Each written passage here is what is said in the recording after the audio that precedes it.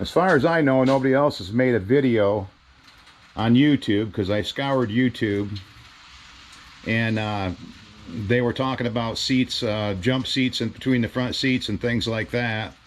And I asked and went on different forums, couldn't find anybody that would respond to me. So here's how it all happened.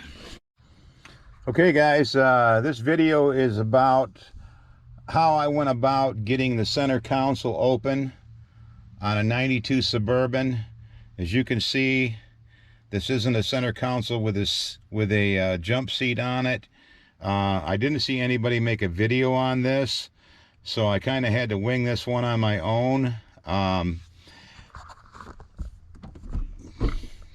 This is what it looks like open, and the only way I was able to make this happen was because this has a pull-out tray in the back of this, and I was able to start out by pulling this tray all the way out of the back and then reaching in through the back, and I actually had to have some help because my hand was too big to do what I had to do next. I'm gonna try to show you what I ended up doing. There's these screws right here. There's actually 4 of them on each side.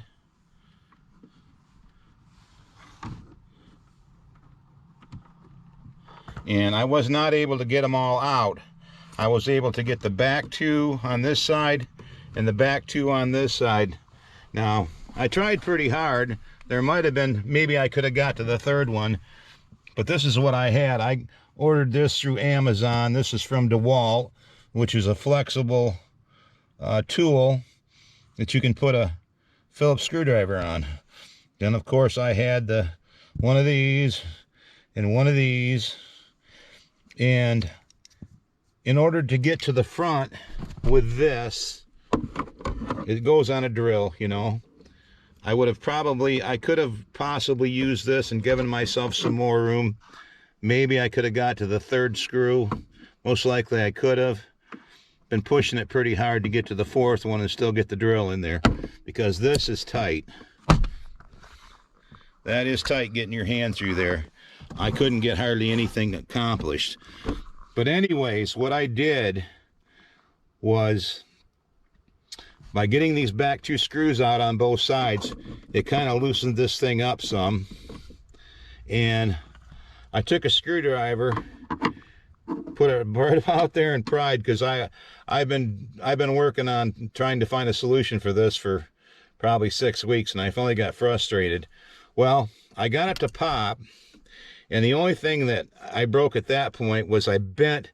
This is a little metal where the lock comes in. This is metal, and I bent those up a little bit, which is no big deal because I just bent them back down. That's good to go. Now I'll take you over and show you the lock and show you what was going on there. Okay, this is a side view of the lock. If you see those 2 little metal deals down here on the bottom, those actually have to retract in order for this to open. And this is the little clip that was in here that was holding that to the top cover. And all you got to do to get this clip out is just pull it. It's got a I don't know, I'll try to show it to you. It's got a, you can see there on the bottom of that in the center, there's a little U-shaped tab. You can pry that with a screwdriver and get it out, but that's after I got the door open. Now what was going on with mine was that these 2 black things on the side here, and here, you squeeze those in and that unlocks the door, provided you don't have it locked, and then you got to unlock it obviously. But what was going on with mine, the back one was, when I had it in the unlock position, was springing in and out like it was supposed to. The front one was just springing in, and it wasn't working. So, you know, after, you know, trying all the various Chevrolet sites and asking a question. I wasn't getting any answers, and I watched YouTube videos, wasn't getting any answers. And they were saying, put, you know, pound on it, put oil on it, put whatever, but it'll open. Well, it wasn't going to open because of this. These two things are the little swing arms that fit inside there that actually unlatch it. When I finally got it apart, I realized this one was broke, and this was the spring that was in there, but the fact that this spring pushes against that, that's why that wasn't retracting in and out. So therefore it was not going to happen. I had to get this thing out of here. So the solution was what I showed you. Possibly I could have got all the screws out and maybe not bent the flap, but you know, that's something that's hidden anyways. And I don't believe General Motors reproduces these. I'm gonna go over to the parts dealer and take this in my hand and make them prove it to me that they can't order this for me.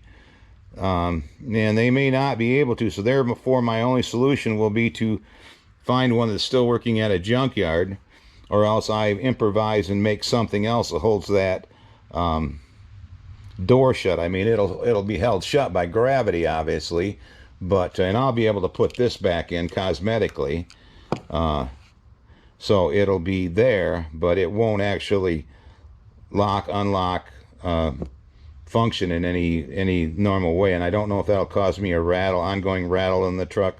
Maybe all else fails, I'll glue some Velcro, so at least to hold it a little bit so it doesn't rattle. But that's 92 Suburban. It might be 92 through 95, might be the same way, I don't know. But there's how I did it.